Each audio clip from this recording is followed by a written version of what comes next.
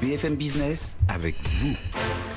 Comment formaliser les nouvelles formes de travail dans l'entreprise? C'est une question que vous êtes nombreux à nous poser. C'est l'une des questions d'ailleurs que vous nous envoyez sur notre site bfmbusiness.com ou par SMS au 7 14 15. BFM avec vous à 40 de chaque heure et Lorraine Goumeau pour y répondre. Comment formaliser donc ces différentes formes de travail qui émergent aujourd'hui avec la crise et la reprise dans l'entreprise, Lorraine? Alors en théorie, il faut le rappeler, en échange de la force de travail d'un employé, l'employeur doit fournir le travail, les moyens de le réaliser et puis évidemment protéger la santé du salarié dans l'exercice de ses fonctions. Alors, le fait de travailler par exemple hors des locaux de l'entreprise à distance, que ce soit chez soi ou ailleurs, ne met pas fin à ces obligations de l'employeur et le simple fait de fournir les outils de travail à distance comme un ordinateur ou une kyrielle de logiciels ne répond pas à ces questions. Alors, il faut formaliser, Guillaume, effectivement, c'est le conseil des différents avocats avec lesquels on échange sur BFM Business avec vous. Et formaliser, qu'est-ce que cela signifie? Ça veut dire rédiger un accord de télétravail équilibré pour anticiper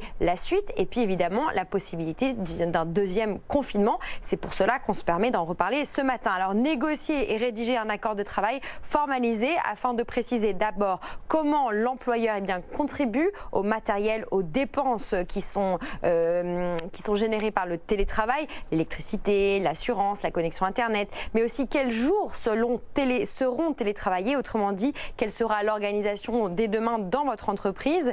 Si l'employé se baisse à domicile alors qu'il télétravaille, qu'est-ce qui se passe? Ça aussi, il faut le formaliser. Et puis, dans le choix du télétravail, il va falloir réfléchir, employeur comme salarié, à la philosophie de votre entreprise, un petit peu plus dur à formaliser par écrit, mais réfléchir à comment créer une nouvelle collaboration, une nouvelle forme de collaboration qui factorise le télétravail dans les mœurs et puis aussi dans le rythme de vos employés, de vos coéquipiers.